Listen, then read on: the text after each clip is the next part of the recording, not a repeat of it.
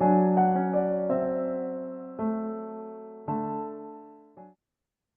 good evening, everyone, and welcome to another episode of Carta de Vinay with somebody that you have met before. I believe this is your fourth time, so you're clearly a sucker for punishment, to say it British way. So I will not introduce Mihai Buzea. I would let him introduce himself and tell us a little bit about why he's here tonight and why he chooses to spend his Friday night with a bunch of geeks as we are. I didn't choose, you choose this for me. Okay, I'm Mihai Buzea. I'm a writer, a Romanian writer. I write for now only in Romanian. I have published 7 books. From the 11th I have written so far. The book we are talking about today is my first important novel. It is called Gastarbeiter, a very title, because nobody can pronounce it, nobody understands it, and nobody and this title tells nothing to anybody. In my mind, it was a good idea, but my publisher told me, Mihai, this is a very bad idea. I was very stubborn, very idiot. Okay, why Gastarbeiter? Um, because this German word that means guest worker entered in Romanian language by Russian language. You see, at the beginning, Gastarbeiter meant in German a Turkish worker brought in Germany from Turkey to reconstruct Germany after the World War II, the Second World War. But in the 90s, after the collapse of Soviet Union, Gastarbeiter was a guest worker invited in Moscow to rebuild Moscow, and this guest worker was basically from the those very poor ex-Soviet republics like Moldova, like Uzbekistan, Kyrgyzstan, Central Asia, Chechnya, of course. And this word, Gastarbeiter, was brought in Romanian language by Moldavian workers who worked in Moscow for a while. And after that, they worked in Romania, mostly in Bucharest. And this word was brought by them in Romanian language. For me, was a new word. And I was very proud to discover it. And my idea was to force it into Romanian literary language. It was a fail. It was a bad idea, badly executed. Okay. From my point of view, my novel is good. My novel is very good, but it has a problem. In fact, there are 2 novels in it. First part of it can be republished under another title, and this title must be Yard. Y-A-R-D, Yard. The second part can be republished by under a very catchy name for British people, and this very catchy name must be Brexit. Yard and Brexit are 2 novels,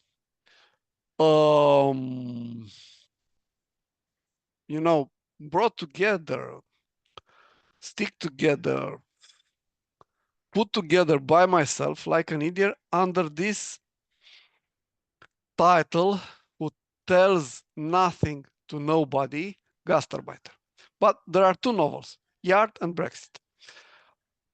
I'm very hopeful that my 2 novels, not one, 2 novels, will be someday translated into English and published mostly in, utterly in Great Britain, utterly in London, because all the facts in the books are are set in London, in the northern part of London, and some of them are in Hawaii, uh, Maui Island, no, Kauai Island, basically, in Hawaii, and in France. In France, in Lille, in a northern town of France, is called Lille. The characters in my novels are workers, are hardworking people, hardworking characters. In English, in London English, the name of their profession is three sergeants. Three sergeants. In Romanian, they're arborists. Um, they are the people who are in charge with the street trees in London and the trees in the parks and the urban forests of London. It is a fascinating underculture, a marginal culture. Most of those people are British. They are Cockney, and most of them came in London from the Midlands.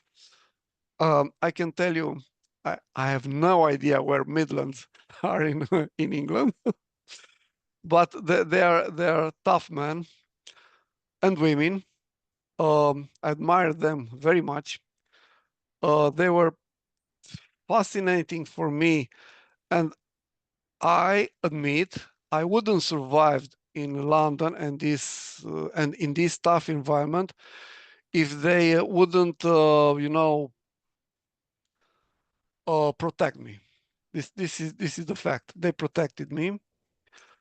Basically, because I was the only Romanian worker who can who can talk English, who can recite Shakespeare or something like this, and who can understand the name of the trees, even if they are written in Latin.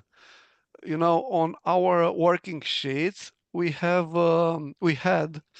the English name, like let's say birch, like I don't know, beech, like oak, like elder, like any Poplar.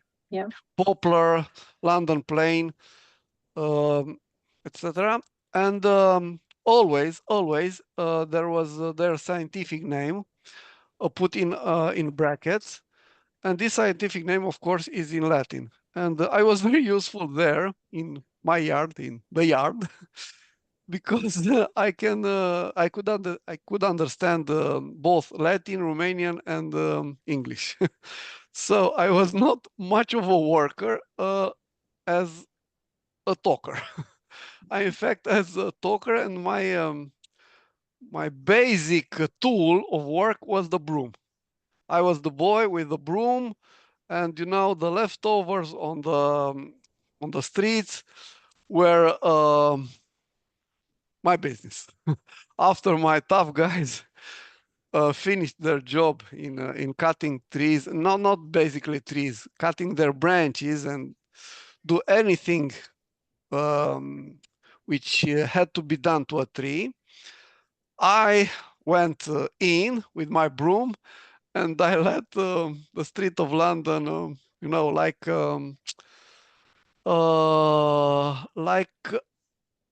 a fang of a hound, if I can say like this. Okay, I'm a talker. I Yeah, rest my case. definitely from memory, if we let him talk, he will go on forever. It's definitely not something that I ever imagined when passing by tree cutters that they would be trilingual and into Latin. So that never popped into my head. And by the way, to answer your question, the Midlanders are in the middle. That's why the Midlands. Yes, yes, sorry, incredible difficult to solve. I know. Let, let me tell you a memory. On our work, it was a name of a tree only in Latin. I don't know why. It was not in English on that. And I can remember even today that Latin name, that scientific name of the tree, it was Celtis occidentalis. And what the nobody knew what Celtis occidentalis is. And of course, my job was to find the tree and and I'm very, very, yes, hackberry. In English, Celtis occidentalis is hackberry. It is a species very, very popular in as a urban tree in Portugal, in Lisbon mostly. And our big boss was who used to be also tree cutter, as Sorina says, a tree sergeant, as I say, says, "Oh yes, I worked in London, old golden times. I know what Celtis occidentalis is. Yes, it's hackberry." It was a memory because this very funny fact with those Latin names or on our sheet works. Yes, worksheets. Okay. It would be more funny if you ask me questions. We Well, shall I'm we shall wondering if you try. managed to sneak in any Shakespeare into the book. I did have a scan through the English passages, but I think I spotted a Churchill speech, but wondering if I missed the Shakespeare. No, no, no. I didn't put it in my book because my quotes was very, very clumsy, and I couldn't even remember the play. You know, I remember the quote. I was pretty drunk, of course. It was Friday after work, and everybody in the yard was treating himself with beer. It is a workers tradition, and they were mocking me, the boys, and they I was provoked. I was challenged, and I quoted from Shakespeare, but I couldn't remember the play, the character. I couldn't remember anything. Now I know I have quoted from King Lear, and the quote precisely was like this: "I'm a clown. You are nothing." It is from the last part of King Lear, when the old king, the mad king, is now left alone, and only the clown is near him, and the clown is scolding him very, very harshly, and he says, "I'm a clown. You're a nothing." No, I don't know if he says you are a nothing or you are nothing. No, you are nothing. I'm a clown. You're nothing. And there were some two or three other quotes. I don't remember, but it was in fact very funny and not too mm, a, um, a moment I'm not very proud of, in fact. But yes, it was. Trying to get a little bit serious for a second there. I don't know how long it will last, but I'm going to ask you, was there any actual inspiration from authors or any other literary works that helped you in the narrative style or thematic approach in Gastarbeiter? Or was it all you? I'm very inclined to say no. I'm very inclined because, but you know, it could be subconscious. I don't know how. I don't know to say in Yeah. English. A lie that is not in my conscience, but under it, underneath. You know. Yeah. Yeah. My first answer is no. I don't remember to have read in my lectures, in my reading, something like that. But it could be. Sorina, I don't remember anything like Gastarbeiter. But of course, a lot of people went to work and let's say Jack London. He went to the open sea and wrote his best novels from this work of seaman. But in fact, a book about three workers, about three cutters, three sergeants in London precisely, I don't remember. I'm wondering if there are any characters based on real people that you encountered during your time as a tree surgeon, or are they fictional characters? They are not. And not fictional or not real? Nobody in this book is fictional. Not one, not a slight. Even Molly, the female dog, is real. And her name was Molly, yes. And she was exactly as I described her. And she was old, and yes, she died between 2015 and 2016, exactly as I wrote. There is nothing, and nobody fictional. I mean it. Did you keep in touch with the people? And did they read the book? And did they keep in touch after they read the book? Only Moshe. Moshe and his wife was British. They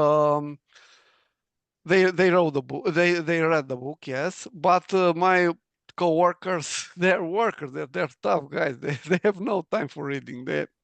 No, they didn't. Moshe did. He was very flattered by his portrait, but he said, "Come on, Mihai, nobody would believe you ever." And yes, he was right. Nobody believes me. What, that any of it happened, or that it's based on a life story, or what do you mean? I'm not sure I have understood the question. What do you mean when you say no one would believe you? Because those people in Romania, the Romanian critics, the Romanian readers who read the book said, yes, very interesting novel. Oh, what a fantasy. Mihai, you're so smart guy to imagine all this. Oh, sorry. This is my curse mouth. I have imagined nothing. Or as Americans said, I've imagined it. This is real. This is life. This is Sorina, how do you say in English reportage? It's a documentary. It's a document. No, reportage. It is different. I don't know. Anka, help me. I don't know if you hear me, but I can't think of another. It's a real life inspired by real facts. But not it is inspired by real facts. They're real facts. They're real facts written on paper. You know. It's a life story. Is that correct, Anka? One moment, I was on mute. That's I right. don't think that we have real correspondence. It's like an idiom. We have something similar, but it's like, you know, when you say in a book that is based on a real story or something like this. So the idea is that when Mihai was talking, I was thinking that sometimes in life, so I have 11 published books and I'm kind of old in these kind of jobs.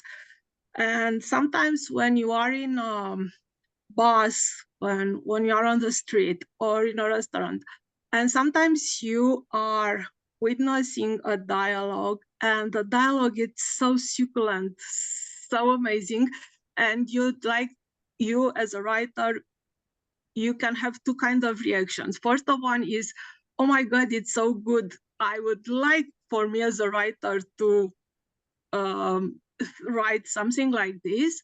And the second one is that this reality is so unbelievable, and if I put this kind of scene in a book, nobody would believe it, because unless the literature, reality doesn't have to respect any laws. Reality has to. So this is why when he said that they didn't believe it's reality, it's because sometimes reality can be stronger than literature.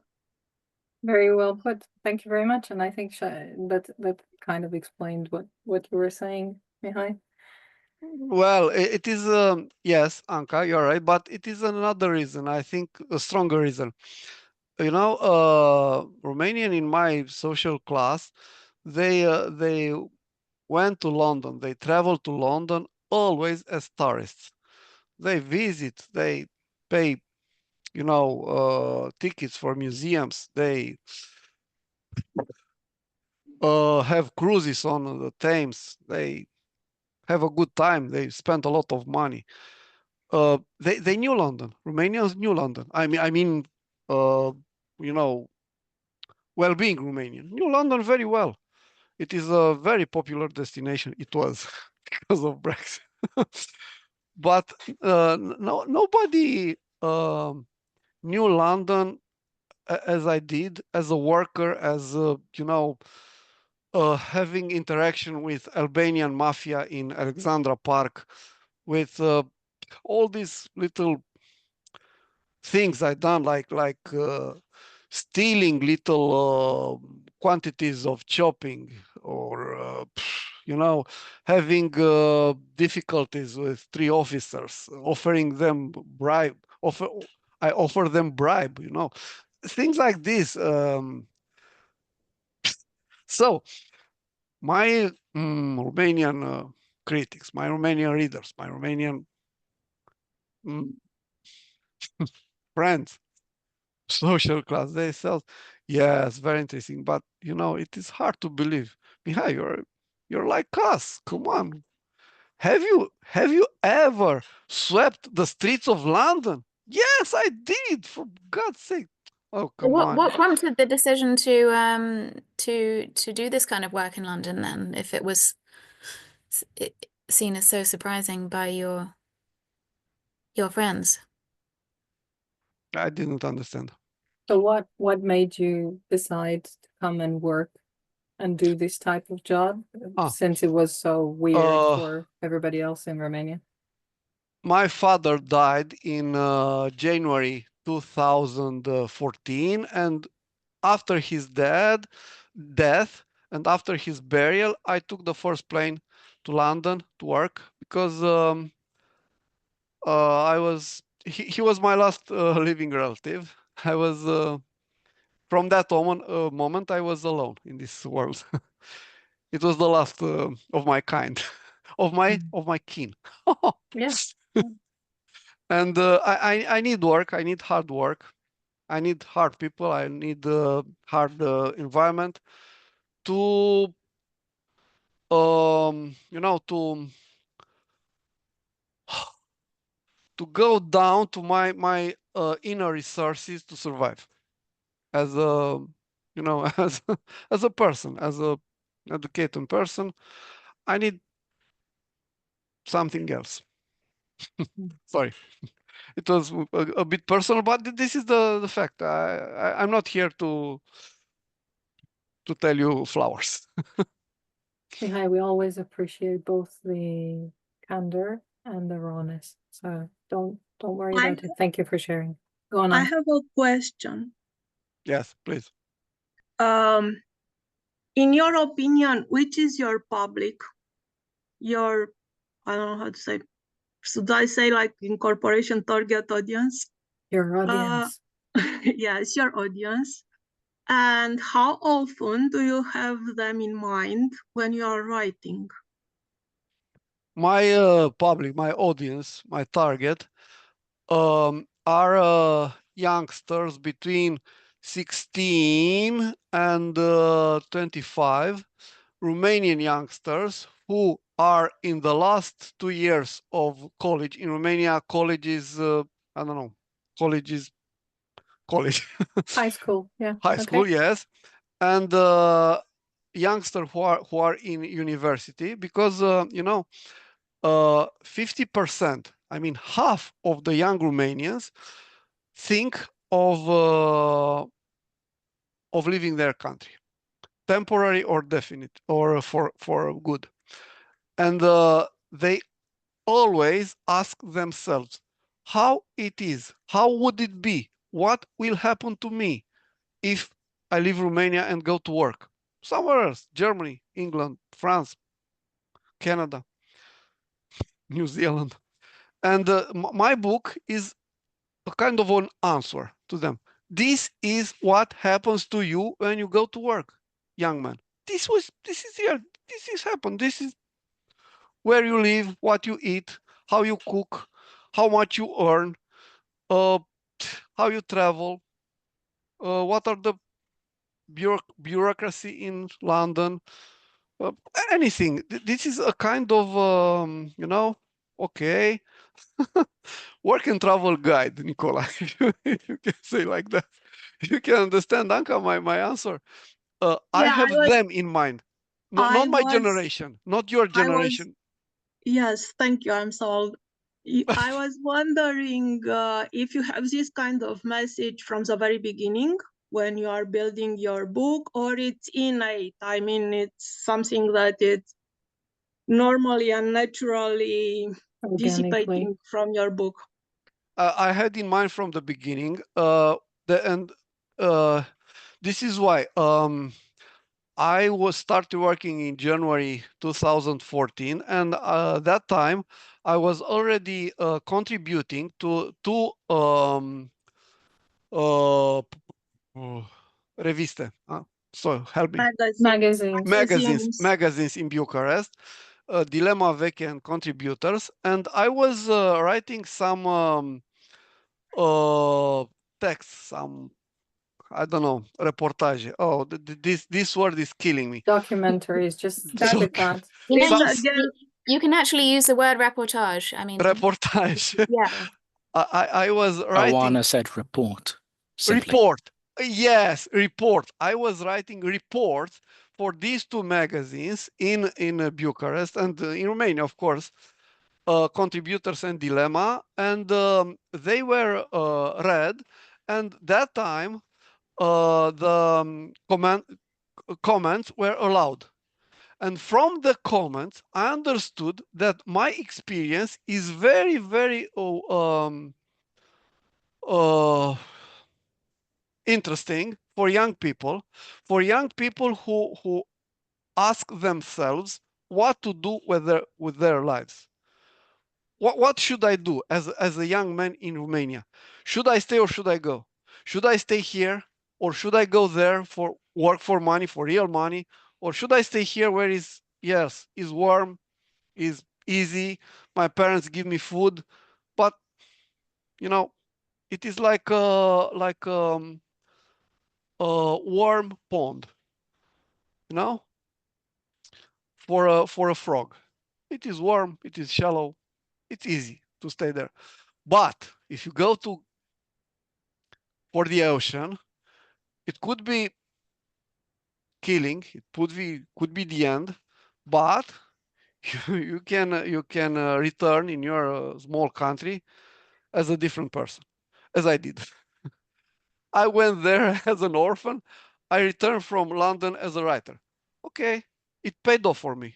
It did. That is such a strong statement. Yes, I assume it. That's very clearly that you're definitely standing by it, and that's fantastic. Andra's wondering, among her 1,000 questions, did you ever decide against including a story that you wished you reported, but then decided not to, and why? Yes, I did. My coworkers, my Romanian coworkers were far worse than I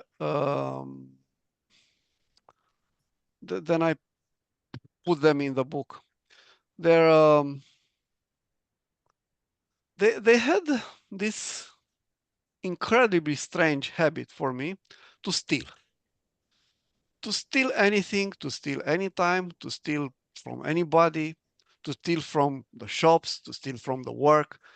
Not from the people, not. But to steal food, to steal tools, to steal anything. Can, anything could be stolen. They stole it, and I was very ashamed of this particular habit of Romanian workers, and I let it, in a kind of a fog. I missed it. I put it in a mist. Yes, it is present in the book, but it is not underlined. Well, in fact, it could be underlined. It is very, very, very embarrassing for a Romanian to look in this. No, to admit this particular trait of his people. This apprehension for stealing. Incredible, but this is facts. Of course, they are very brave. They are very brave. Yes, I admit it.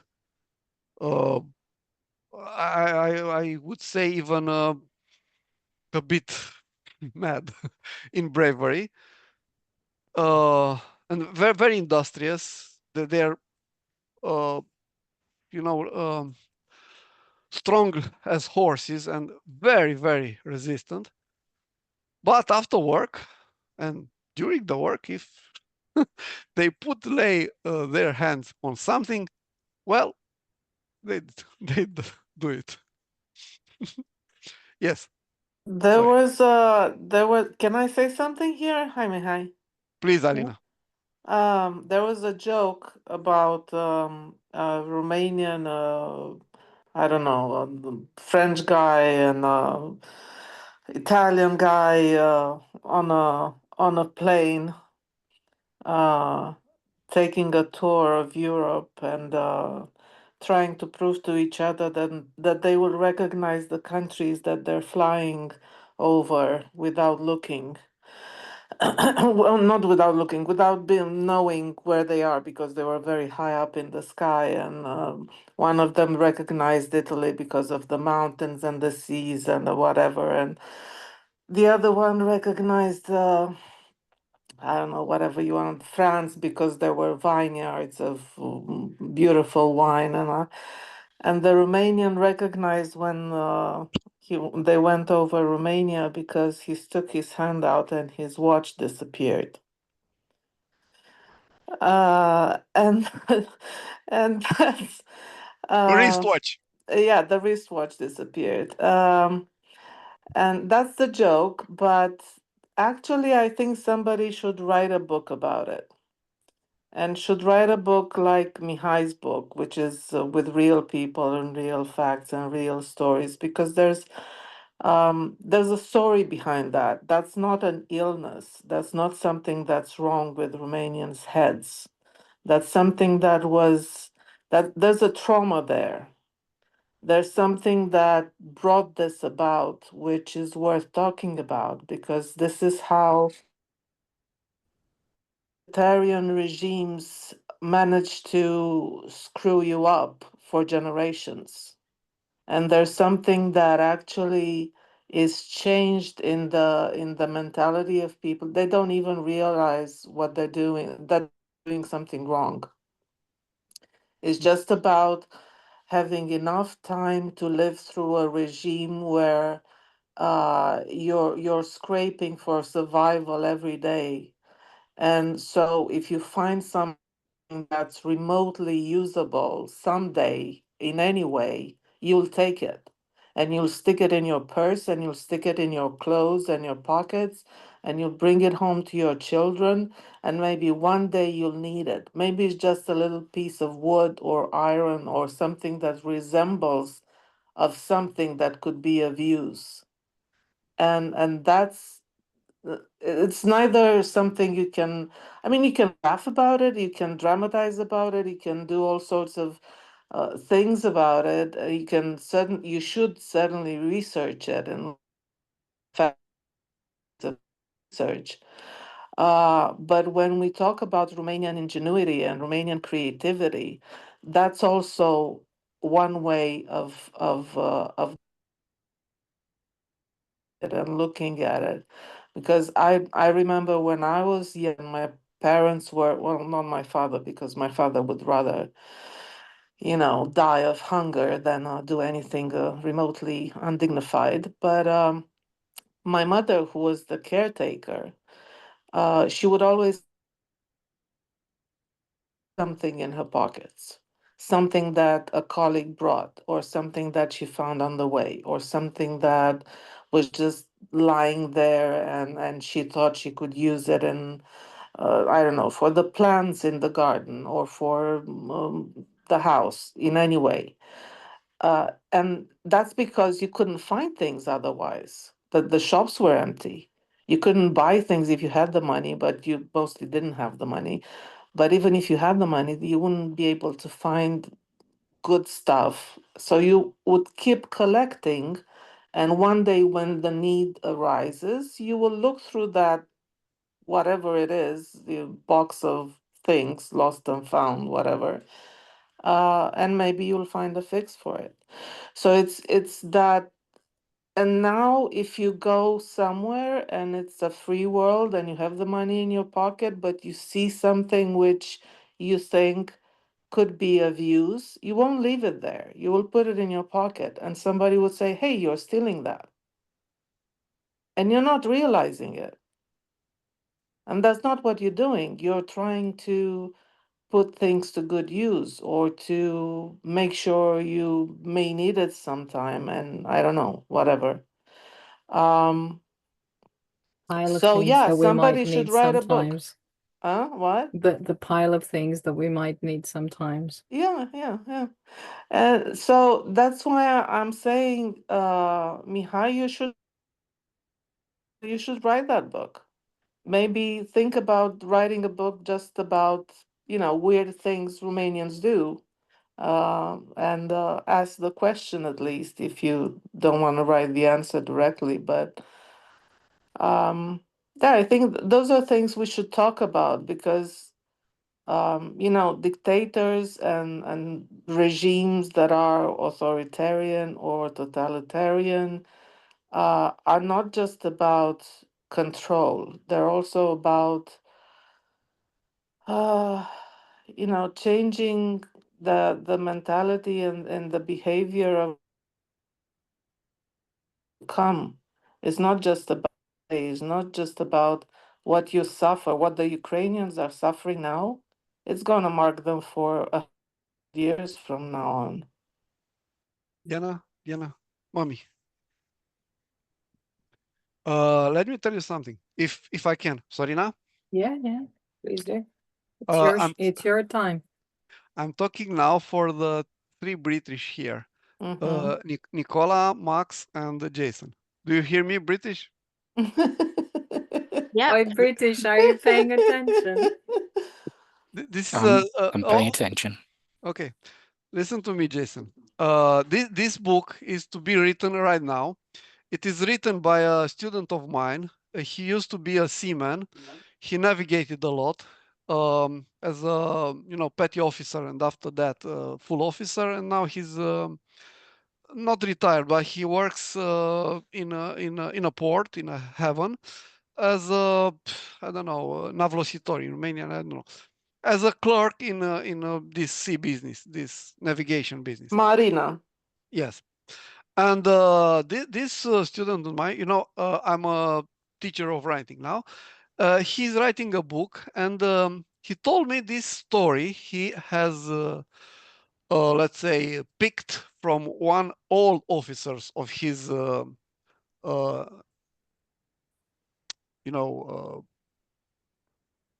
equipage, crew. From his crew. From his crew. It could be like a chapter titled "The Clash of Civilization." The period, the years were 1970s. 1970s. I was not even okay. I was born, but I was not even okay. The 70s, and the Romanian sailors were going down in Port of London from their ships, and they went to the streets. And of course, on the street, there were plastic bags with garbage. Like now, you put your garbage in a plastic bag and you put there for the professionals to be collected. The punga. You mean the punga? I mean plastic bag. Punga is Here, plastic bag for context. yeah, but no, but the Romanian is in Romania is sack, plastic sacks. Okay, plastic bags, big bags. Okay, let's move on because sacks in English has a different Okay. connotation. Sack. Okay. No. And here in Brussels, where I live now, everybody on Tuesday is the day for collecting garbage. Everybody is putting his garbage in plastic bags of different colors. Yellow for cardboard, blue for plastic, and black for I don't know, for other garbage. They put them in front of his house. Okay, this is London. This is the 70s, and the Romanian sailors were roaming the streets of London in the night. They used to take the plastic bags. They empty the garbage there on the spot, and they were living with the plastic bags, but in large quantities. And everybody was stupefied. Why they are doing this? Are they people crazy? Are they nuts? Are they terrorists? Are they bioterrorists? Why are they doing this? And of course, it was an inquiry, and the police went to the Romanian ships, and the crews were asked, why are you collecting? Do you need these plastic bags? They are dirty. There was garbage in them. And after a long, hesitation, the Romanian admitted, we are collecting these bags for our country because we need them to make pickles in them. To do what? Pickles. Like what? Cabbage pickles, cucumber pickles, mushroom pickles, cauliflower pickles, because we have nothing like, how do you say, a container to make our pickles in our country. This is a real story. This is the clash of civilization. The Londoners couldn't possibly understood this kind of behavior, but for Romanian sailors, it has a meaning. They need those empty plastic bags to put pickles in them. Incredible, no? Wow, that is amazing. What do you say, British people? I'm saying, yeah, that is amazing. It's Wow. amazing, yes. Yeah, Even wow. for me, it's amazing because I was not that poor in my childhood like these poor sailors did in this story. I was not that poor. I was poor, yes, but I was, from educated people, from intelligentsia, as they say in Russia and Romania. But yes, the Anka is Alina is right. The poverty in communist regimes was far beyond imagination, far beyond.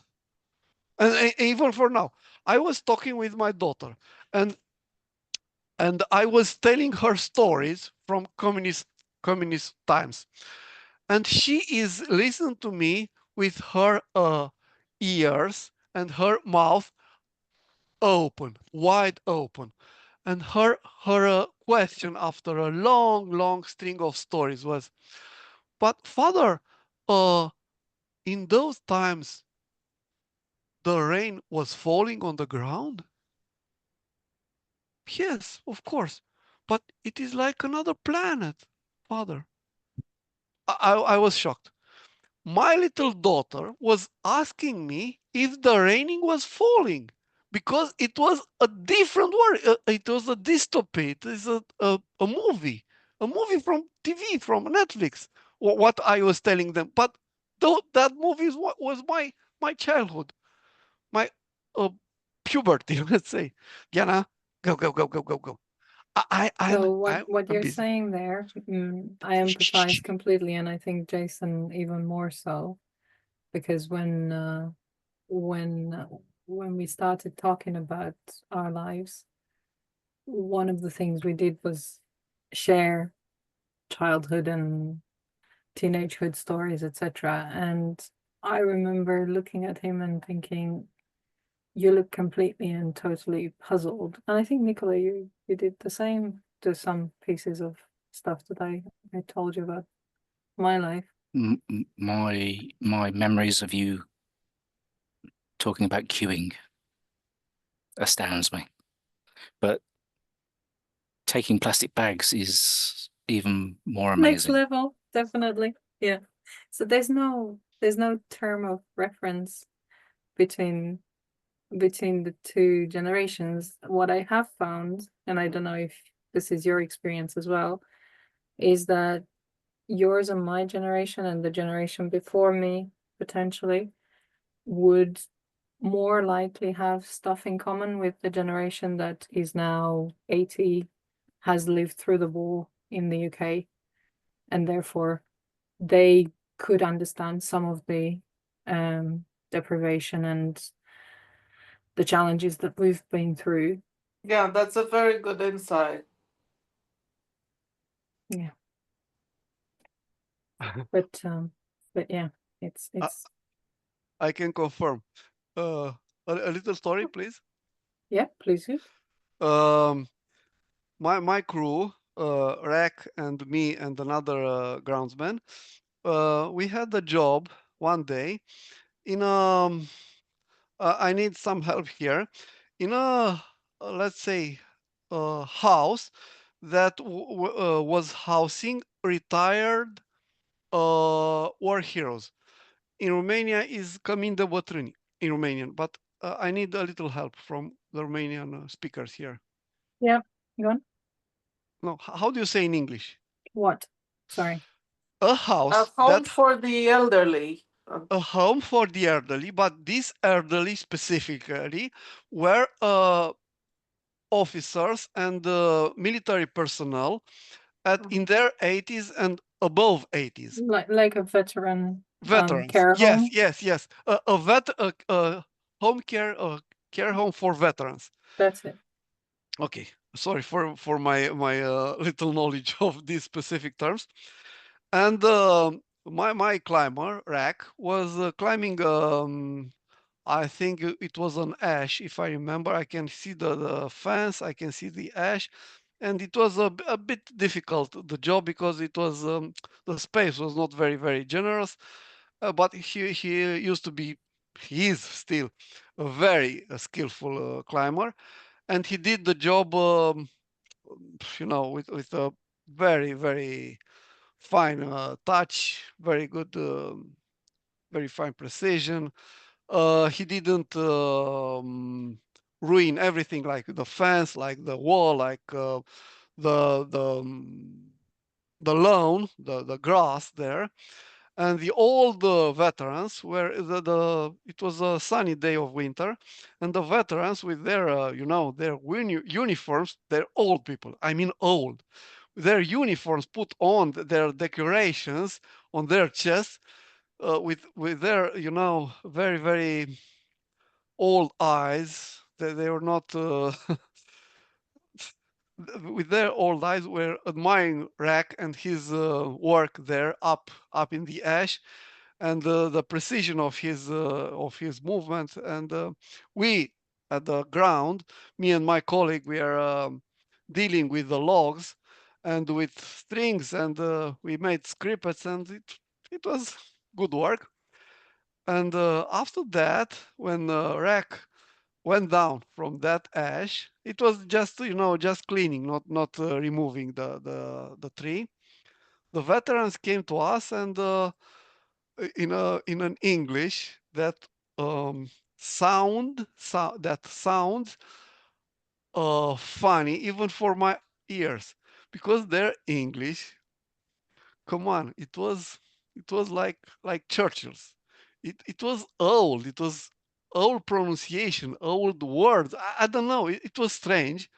They say, "Oh, boys, you're brave. Very good job.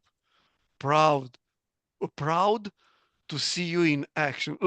I don't know. I cannot remember the precise word, but this was the idea. Though old vets were admiring Rack and his, swiftness in the tree, and his, bravery in and um, they had this feeling, and they went to Rack, and they shook his hand. I remember this like yesterday. I was very moved. My Rack is quite insensitive.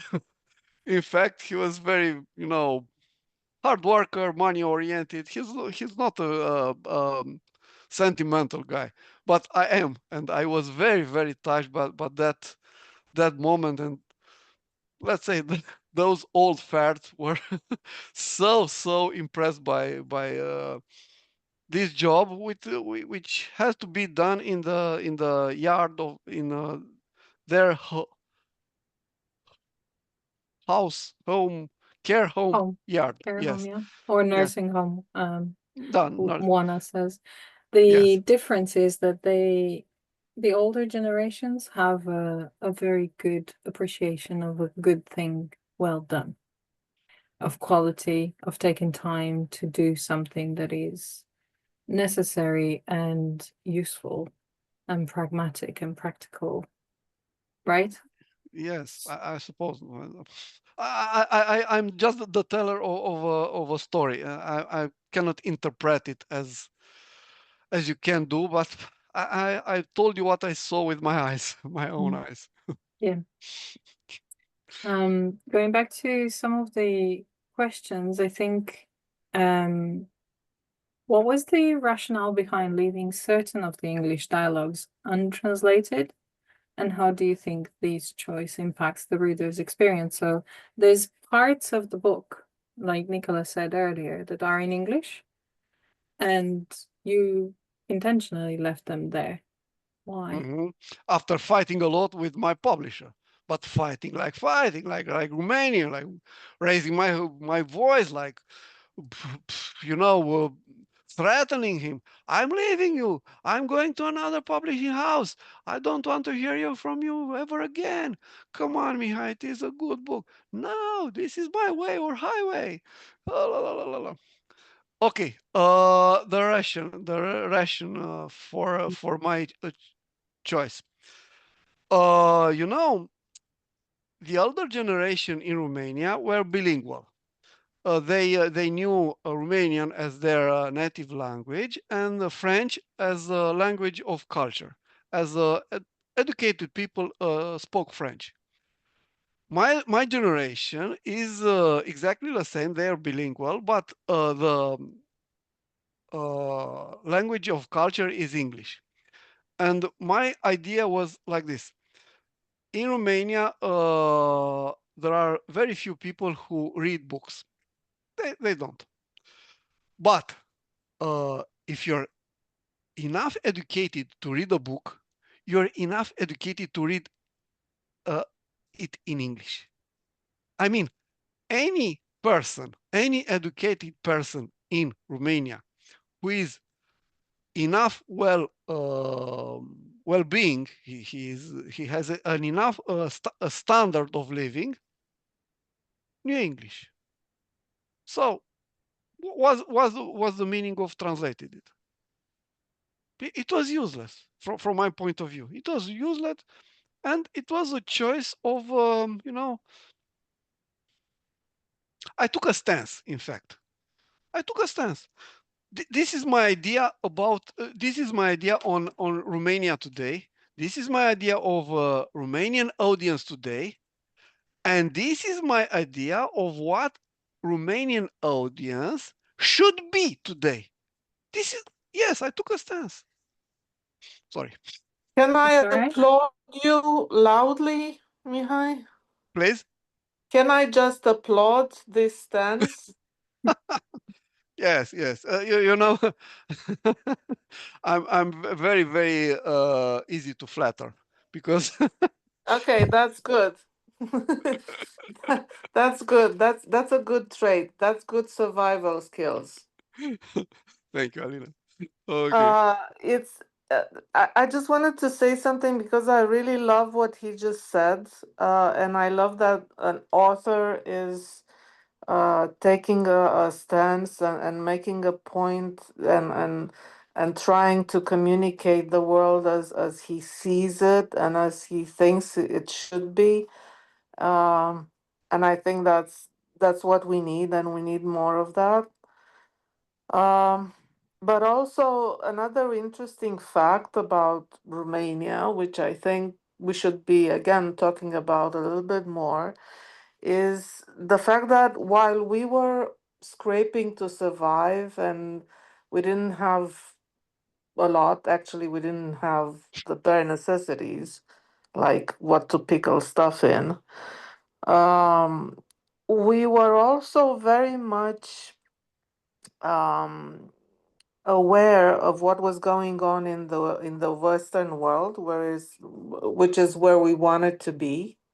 We never looked towards the East in an aspirational way. We always thought, at least all the Romanians that I know, always thought the Russians were the devil and we should stay away from that. And we should look, and we were looking towards the West. And the most popular contraband things were like Western magazines like Pari Match or I don't know, Harper's Bazaar or something like that, or the German fashion magazines, or things that were handed over from one house to another, from one friend to another, even from one generation to another. And when in 89 or in the 90s, when the Iron Curtain fell, uh, everybody who came in was fascinated by the fact that Romanians had no idea about how to handle themselves legally, economically, or politically, because these were areas where we were not allowed to take part in anything. But on the other hand, we knew foreign languages because they were taught in school, and also because we didn't get dubbed TV. So we got all the cartoons and foreign movies in their original language. And that's a very important point for anybody trying to shape the minds of new generations. Um, and we were escaping in that world of the magazines and the books and the stories and the films and the music of the West. It was our only escape, basically. And we knew everything, like the latest news on what the I don't know, the Princess of Monaco was doing, or the latest Oscars movie, or how is Bobby in Dallas doing, or whatever. But we couldn't tell how to keep the accounting for mom and pop shop. We didn't know that because that was not allowed to us. That was not part of our life. But we knew everything else. So the shock was that here is a population that is apparently educated, but obviously completely unable to take care of itself. And that's what we have today. It's the effect of that. So sorry for taking maybe too long, but I just thought it's an appropriate point to make. I have a story too. Um, I was working, in this story goes in 2014. I think it was already March, and there are some poplars to be done outside London, far outside London, on the property of a farmer, and that farmer was raising cows. I mean, young male cows. How do you say in English? Young male cow. Calves. Cow. Yes. And he was a very open-minded man, and my boys were were taking down those poplars, and I had nothing to do, no job to do, and he was talking to me, and for my stupefaction, he asked me how could he go to Popina Island on Razelm Lake in Romania to watch some birds, some very rare birds. And I asked him, but how do you know about Popina Island? Oh, I'm a bird watcher, and we have a community, and everything is shared between us. I said, okay, but you need a permit, a special permit from Romanian Academy. And he asked me, but how do you know that? Well, I went to the mountains in Romania, and I need this special permit myself for enter in a reservation, a natural reservation in the mountains where it is not allowed to enter without this permit. Oh, I see. And from this point on, he talked me, he chatted me a lot, and he found out that I was very, let's say, I have read the complete work of Rudyard Kipling, and Kipling was his favorite writer too, and he was very impressed. But you're a worker, and I was like, no, a bit cheeky. He's told me, but you're a worker, and I look at him, but you're a farmer. What the heck? So what's the problem here? I have read Kipling, and you love Kipling. Yes, but he's British. Okay, that's a fact. That's an argument. He's British, and I'm not. And this is exactly what Alina said. We are far more instructed, far more educated in British literature, in American literature, in French literature, in French geography, in the American history, but we knew absolutely nothing about Soviet Union. Absolutely not a thing. We knew that there is a big giant spot on the map, that capital is Moscow, that the language is Russian, and we didn't give a shit on this country and the people of that country. And after the fall of Soviet Union, we were stupefied to find out that there are a lot of Soviet people who spoke Romanian. But we treated them like Russian. You're Russians. What? How do you speak Romanian? Because you're Russians. But we are, your brothers and everything. My generation was, petrified. Brothers? What brothers? Of course, older generation were smarter. I admit that. By my generation, no. Of course, it is not a thing to boast about, but it is a fact. We knew nothing about the Romanian speakers in Soviet Union, the Soviet Union. I don't know. Yeah, the USSR. So I have a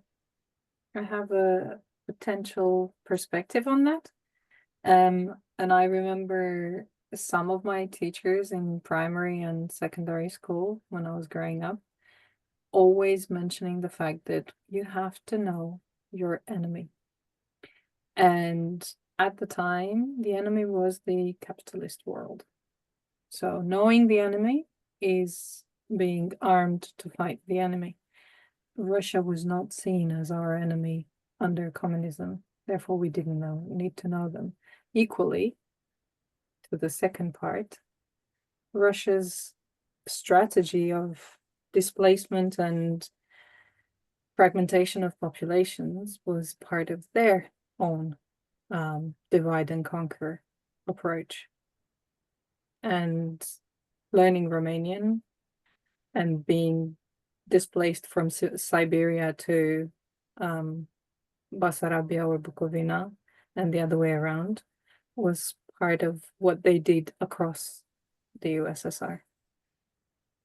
So it's kind of explaining itself, but yeah, you're right. The story is absolutely true. Jason, Nicola, Max, do you have questions? Well, I'm wondering what when exactly this was, because I mean, you know, I don't have any of this lived experience, obviously, but I remember from speaking to Serena that access to it was my understanding that access to these kind of materials was, you know, it was difficult to come by this kind of literature. And I remember Serena saying that she buried her Dickens in her grandmother's garden and things like that, and it was all, you know, it was all, it was very difficult to access material, and it was frowned upon, to put it lightly. So yeah, I'm finding interesting this this perspective you're sharing about you know, this kind of access and the knowledge you were able to gain in such a time. Yes, but can you narrow your question? But basically, she's surprised that you say that the generation would be as instructed about foreign Westerners, because at the time people were not able to buy books. Whenever we bought a book, it was like the event of the year. Yeah, yes, Nicola, but it was a large black market, first of all. And second of all, second of it, nobody was interested in you know, official literature, official teachings, official books. It was useless. It was garbage.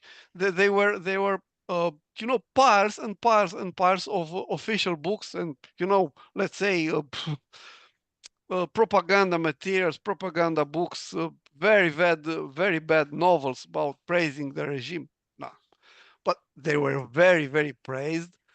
Let's say those books which were not well regarded by the, you know, the government. Come on, another. Listen to me, Romanians. Anca, Sorina, Alina. It is very. I was wondering if Nicola knows the word samizdat. So samizdat, it's a word which is coming from Russia, and it's an intellectual movement of the Russian artists and writers about literature and art, which is underground. So there was a huge cultural movement which was illegal. It was called samizdat, where the books were giving from one hand to another.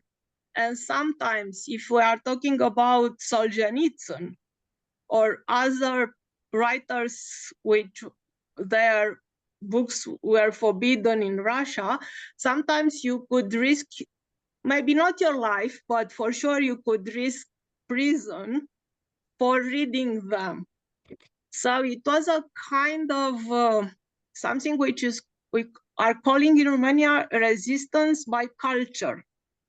So because the official literature was garbage and was pure propaganda, the most valuable books and art was still very lively, was still alive, but in underground.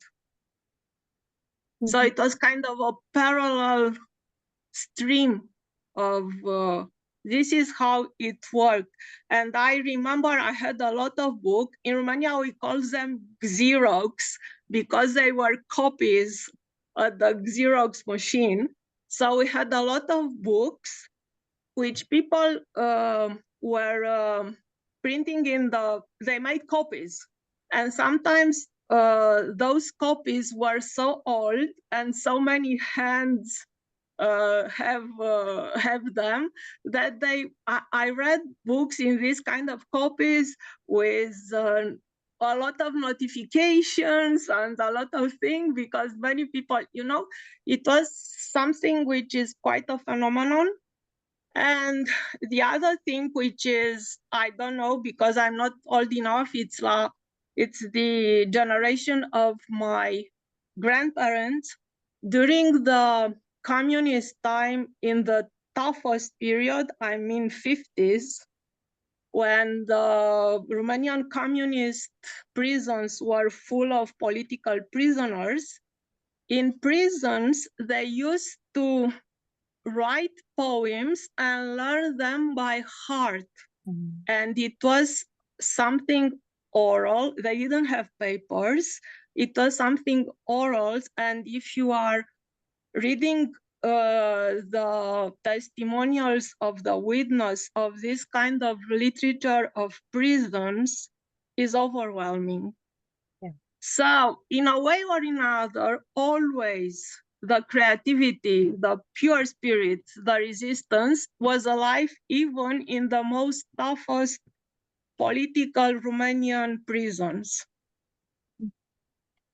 So I put in the chat, and I'll add to the page a reference that I found astonishingly close to my childhood.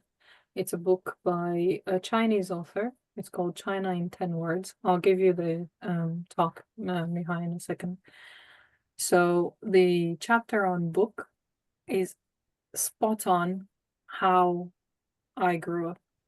The excitement of knowing that there's a new book that has been published, that has been brought to the library, the smell of the book in the library, in the bookshop, and actually being able to hold a book that hasn't been censored. I'm sorry, my wife just came from work delegation. This I need to go. This is why I'm so. Okay, no worries. Okay, bye. Thank you, Bye. all. Speak to you Bye. later. Speak to you later. No worries. Anka, we can carry on. I just want to add one single thing.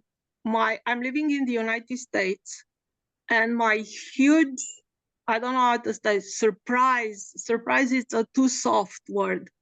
It's my huge surprise is how people here cannot recognize the signs of dictatorship, because they don't have the experience of Europe, and they don't have the experience of our life in Europe. Antibodies. They don't have the antibodies for that. They just don't have the mindset. They don't recognize the signals for dictatorship, because they cannot even imagine that reality. And for me, it's quite amazing and overwhelming. And sometimes I'm furious, sometimes I'm sad. But the idea that at this moment, there are so many signals and so many signs of starting to censorship the press, to censor the NGOs and everything, and people on the streets, the middle class American, even the educated now, they don't have any clue. For me, it's frightening. That's it.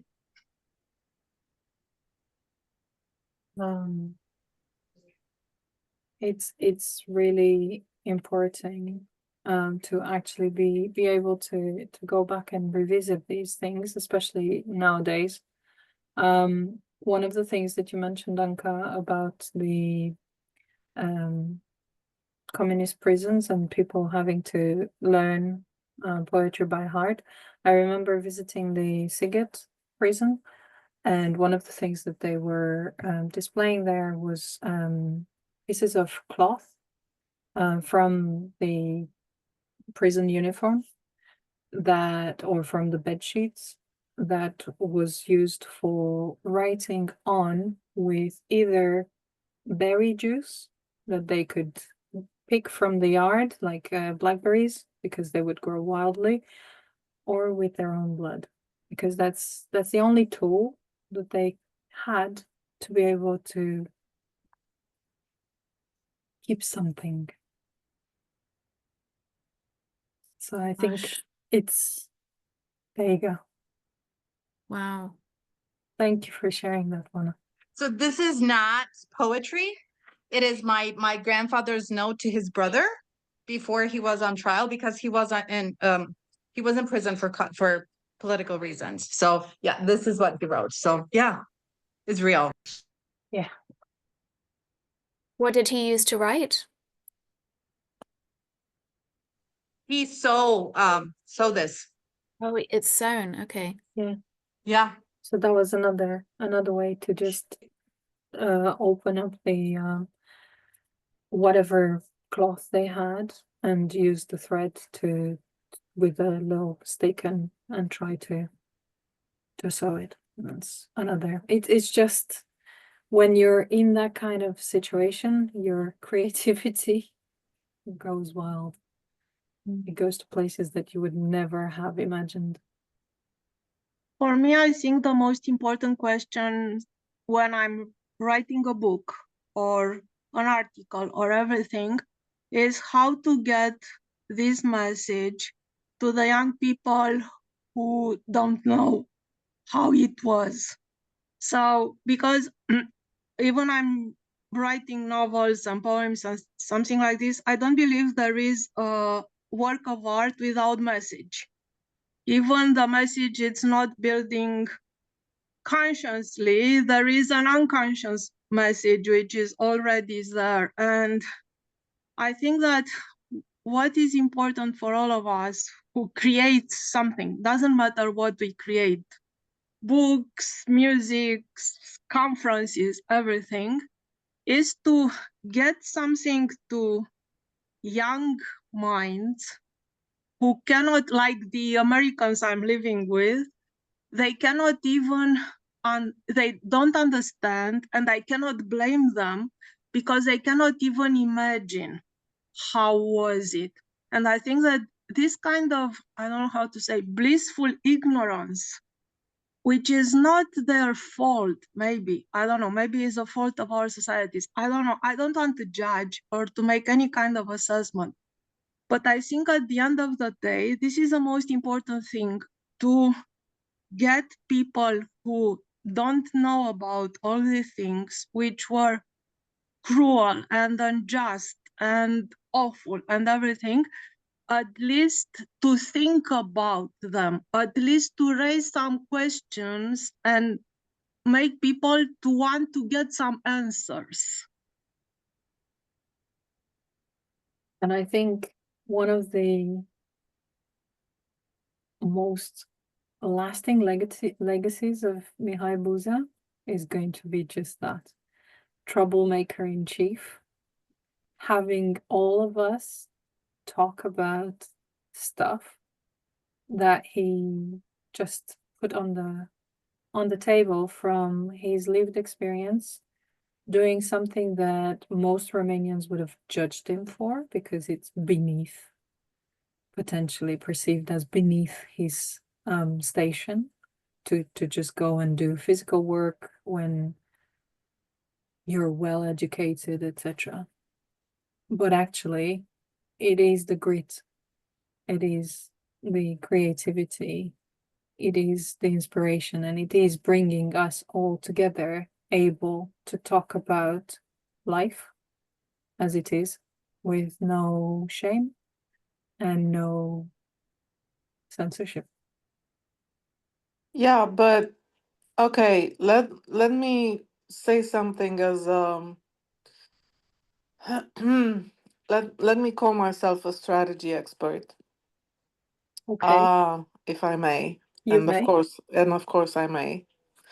What Anka said is the objective that I think we all agree upon.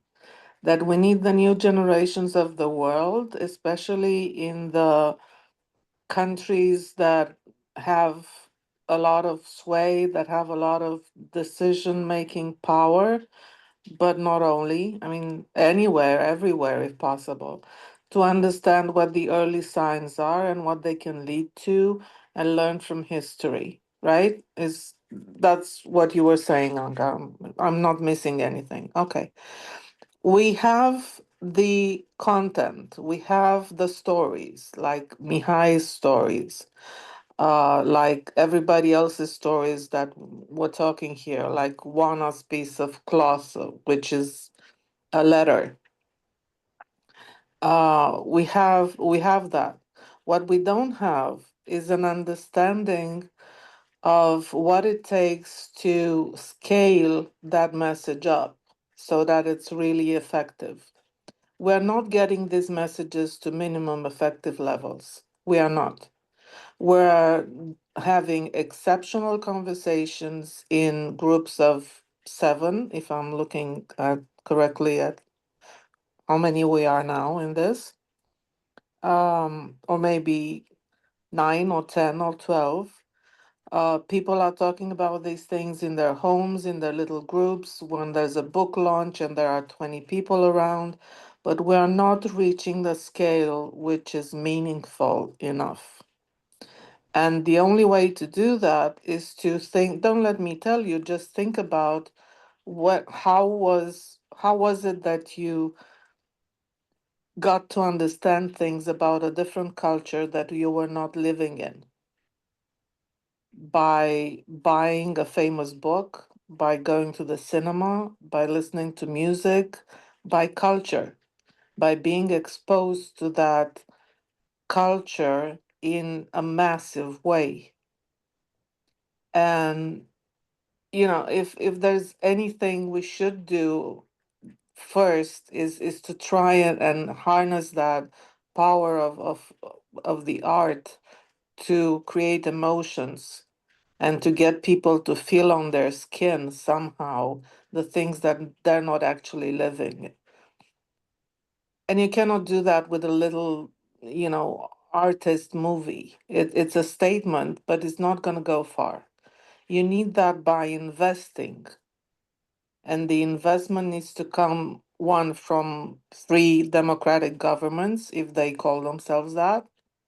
And then B, we should start having investment groups or investment capital or angel investors in the good of the world, not just in the good of themselves. Because as we can see today, that can very quickly change. So, yeah, if you know any investors who want to invest in good, let's talk to them. So how do we end up this unusual Carta Divina episode? And where do we go from here? We go to vote. That's one thing that's clear. At least one thing is clear. Oh, I'm voting for scaling the content we already have before we move on to imagining new things. okay. For the British audience, who's still very much a little bit puzzled, maybe, by the whole turn of events. This is kind of getting a little bit of an insight into the current turmoil that most Romanians are going through, given the context. But also some of the Romanians living in the States, some of the Romanians living in the UK, or And some of those excuse in me, Germany or France. and some of the Moldovans living in Moldova, and some of the Yes. Germans living in Germany, and some of the Polish living in Poland, and yeah, almost everybody. I can't think of a country that's not living in that turmoil right now. Hmm. So welcome to the Third World War, guys. Not yet. I think we're not there. Ah, it's already here. It's just different.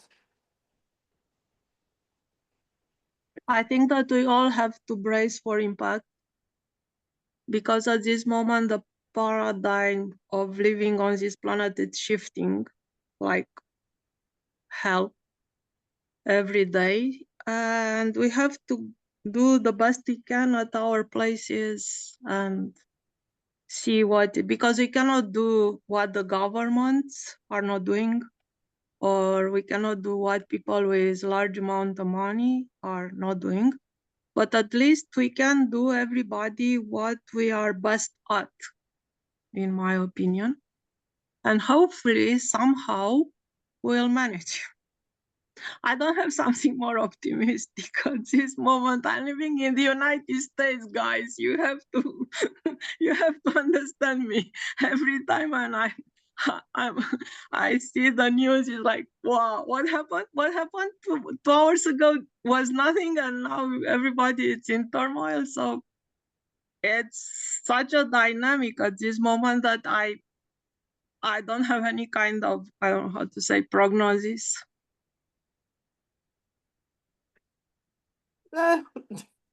There's always optimism. I mean, Sorina, you were at the conference, Andra's conference. Yep. Yeah. You remember the Irish guy, the moderator, Martin, I think his name was? Yep. Yeah. He said something at some point in time which I found very reassuring, and I'm gonna get a t-shirt soon. He said the conflict in Northern Ireland was actually, the peace in Northern Ireland was actually achieved by the extraordinary effort of 10 Irish from the American diaspora. So 10 Irish people in America. Now, what they did, how they did it, that's not the story. The story is that sometimes the right people in the right place with the right message, with the right tools at the right time can shift the fate of something that looks impossible to solve today. So let's keep hoping that somewhere there are 10 valiant people, whatever their... Alina, I think that they are for sure, and I think this kind of times create this Yeah. kind of people. So let's be optimistic. Yes, I am, because I was thinking I'm coming from a family, the two branches of the family, my father part and my mother part, they were refugee from Basarabia and from Greece, actually Quadrilateral. So at my grandparents' generation, everything was deportation, expropriation, political prison, something like this. And at their level, I didn't hear my grandmother. Her name was Athena, so she has a very special name. Like my Very, mother. You know, my yes, mother's name is Athena. the Greek goddess of wisdom, and at the level of the level of their generation, I didn't hear about neurosis, psychosis, depression, and this kind of thing. So, and they were in 2 world wars and in a lot of turmoil. So I don't think that their generation was made by a specific tissue, and we are not. So this is a moment of our generation. Is like Macron said, it's once in a generation moment. And somehow, like people like, I don't know, Churchill and other personality will emerge and somehow will progress in a good direction. But now we are in the middle of the storm, and it's kind of difficult to scale and rescale everything at this dynamic. But this is a moment of our generation. This is obvious at this moment. We cannot stay doing nothing. Yeah, I'm sorry I'm not a documentary film producer. I wish I was. Well, some other people are documentary film producers, and they're definitely choosing to present their own version of facts. One of the quotes that I was reflecting on is all about, you know, politicians and the fact that they are able to essentially talk about the truth and present lies as if they would be solid. The other side will always have this power of just using negative campaigns. Education and reason will take a lot longer to actually build and rebuild and recreate something that matters in the long term. But as long as there's, like you said, as long as there's 10 of us, wherever we are, there's still hope. So I think we can close that here. Thank you ever so much for all your participation. Thank you, Sorina. Thank you. And patience for something that definitely grew arms and legs and took a life of its own. So next time, let's do a humor book. Yeah, of course. Why not? So have a lovely Friday and a You good too. weekend. Bye, everybody. You too. Bye-bye. Bye. Bye-bye. Bye.